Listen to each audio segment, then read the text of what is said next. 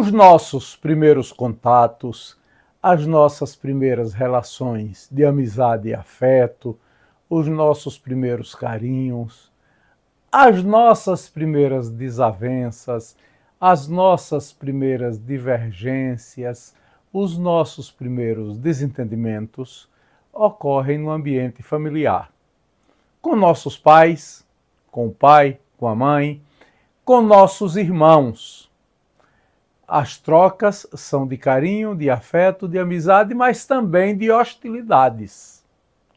É sobre esse tipo de relacionamento com o pai, com a mãe, com os irmãos, que nos fala, neste vídeo de memórias, o jornalista Nilson Socorro. Quem mais determinava a disciplina era a mãe. Agora a autoridade era do pai. A gente tinha mais receio do pai, certo? Porque a gente sabia que o pai era a última palavra. Mas quem educava os filhos era a mãe. A mãe era que se preocupava.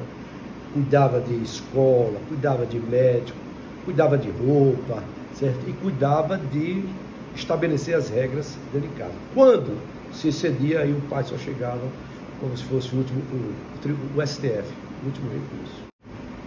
Meu pai era um típico homem do Nordeste, formado em uma família patriarcal, certo? Apesar de ser uma pessoa, meu pai era muito respeitoso no tratamento com os filhos e com a família, foi exemplo de trabalho, de honestidade, isso.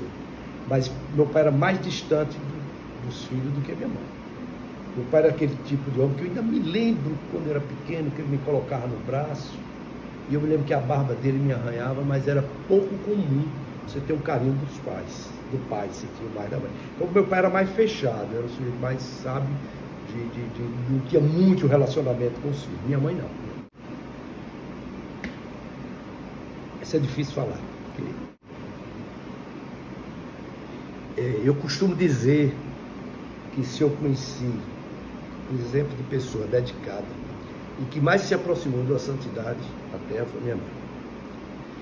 Pessoa que sacrificou pelos filhos, cuidava dos filhos, tinha um carinho especial por todos.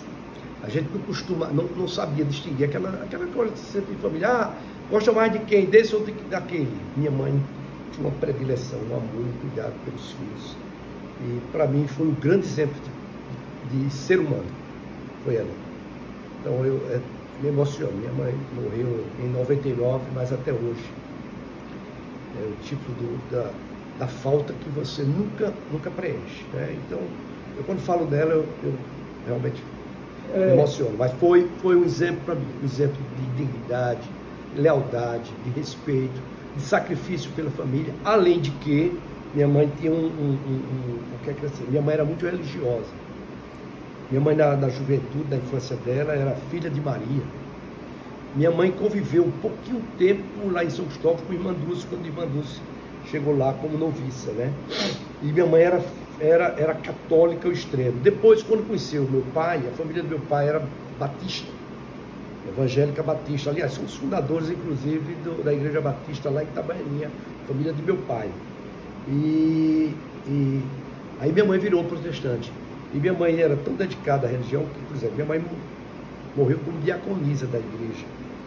Então, esse exemplo de fé, de religiosidade, de dedicação à família, para mim, ela é incomparável. Com a mãe, como ela estava mais perto e mais se dedicava aos filhos. O pai tinha aquela história, né, Jorge? O homem, naquela época, trabalhou, garantiu dentro do nível dele o sustento da família, já cumpriu as suas obrigações. A mãe cabia amar, educar, cuidar. Dificilmente um pai levava o filho para o médico. Dificilmente o pai ia cuidar da escola da criança, de matricular, de saber. Essas tarefas todas, essa proximidade dos filhos era com a mãe. Pelo menos lá em casa foi isso. E por conta disso a ligação era maior. Não que a gente não gostasse do pai, né? Mas a ligação maior era com a mãe.